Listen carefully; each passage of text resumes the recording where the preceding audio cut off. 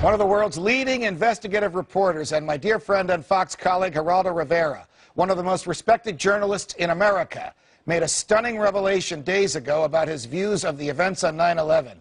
Is this healthy skepticism, or has he gone too far? The man himself is here to explain it all. The one, the only, Geraldo Rivera. Hey, Geraldo, welcome here. Welcome to Freedom Watch. I want to play a little tape of what you played on your show last weekend. I want you to watch what you watched, and then we're going to play a tape of what you said after you watched it. Here we go.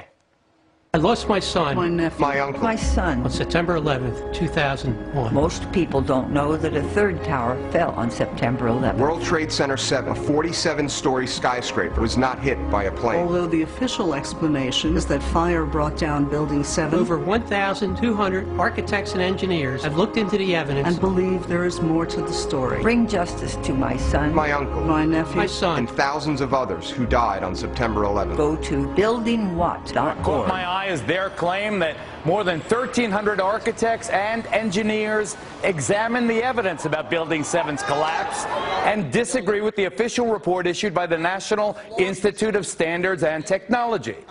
It is November 2010.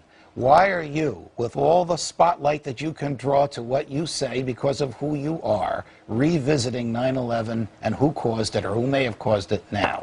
Let me take one brief back step and contextually say that I loathe conspiracy theories. I know that. I've investigated the Bermuda Triangle. My Right. son Cruz and I were just watching a documentary about it.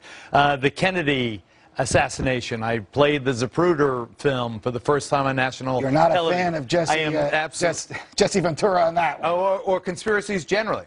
But what caught my eye here, Judge, and I think that it would have been irresponsible of me because I care so much, is this commercial that the families put out about how not only do they ache and that they want these questions answered, but also that they have these 1,300 architects and engineers who doubt the official conclusion about how Building 7 was brought down. Do you doubt the official conclusion of how Building 7 came down? I think that it is highly unlikely that our government would do anything nefarious on a scale of this epic nature. However, the building does appear to come down in a way that is reminiscent of a controlled demolition. All right, here's what you also said. We have another clip of you talking about up until now.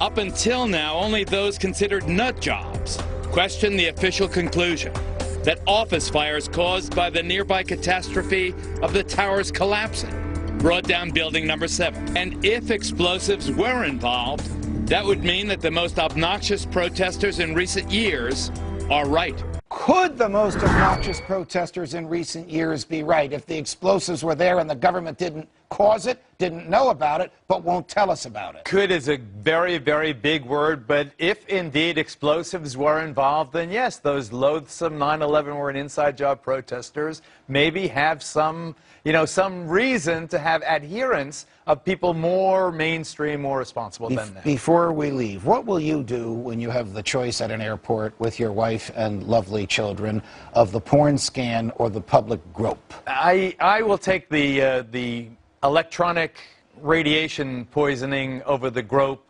because I have an artificial knee anyway, so I get one or the other enhanced techniques. But I call for racial profiling. I think it's time. All right, we'll talk about racial profiling at another time. Is it the role of government to be groping our private parts in public in a free society against our will? I don't know about our junk, but it is definitely invasive, totally obnoxious, and I think very, very crude. Geraldo, always a pleasure. Thanks for joining us.